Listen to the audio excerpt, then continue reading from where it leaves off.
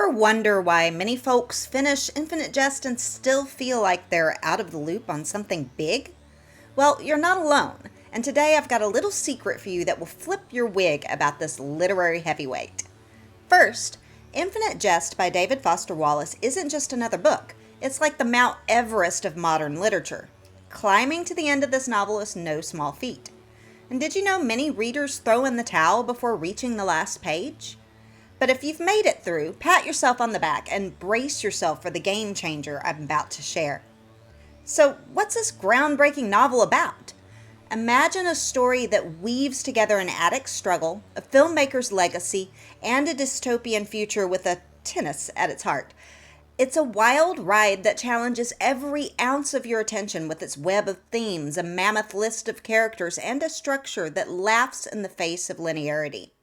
Now, surviving your first read is like surviving a storm at sea. You're just happy to make it through. You're introduced to a dizzying array of characters and themes, and let's not start on those footnotes. But it's all about getting your bearings in this vast ocean of Wallace's imagination.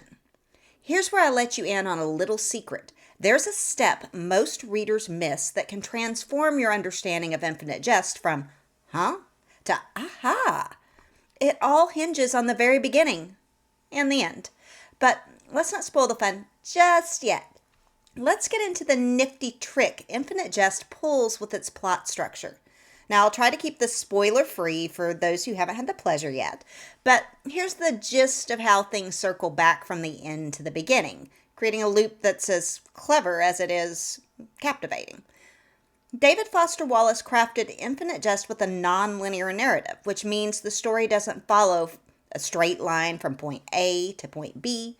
Instead, it hops around in time and space, weaving together characters and subplots, and this approach can make your first read-through feel like you're assembling a jigsaw puzzle without the picture on the box as a guide. The magic, though, happens when you reach the end of the book. And without giving too much away, the ending of Infinite Jest doesn't neatly tie up all its loose ends in the traditional sense. Instead, it leaves readers with a sense of incompletion, as if a piece of the puzzle is still missing. And this is where Wallace's genius move comes into play. The beginning of the book holds key information that you can only fully appreciate after knowing how everything else unfolds. So, to really understand the end, you need to reread the beginning. When you revisit the opening chapters with the full context of the novel in mind, certain scenes, dialogues, and character motivations suddenly make much more sense. It's as if the first pages of the book are a hidden chapter that complete the story, but it can only be understood retrospectively. This looping structure does a fantastic job of mimicking some of the book's central themes, like addiction, the search for meaning, and the cyclical nature of human behavior.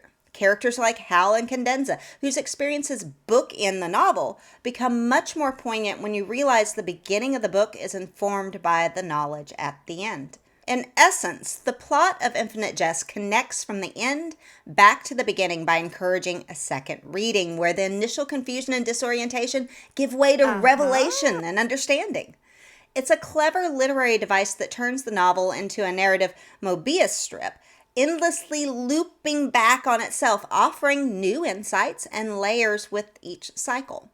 And this reinforces the complexity and depth of Wallace's work and transforms the act of reading into an active, engaging process where the reader gets to piece together clues that were given from the very start.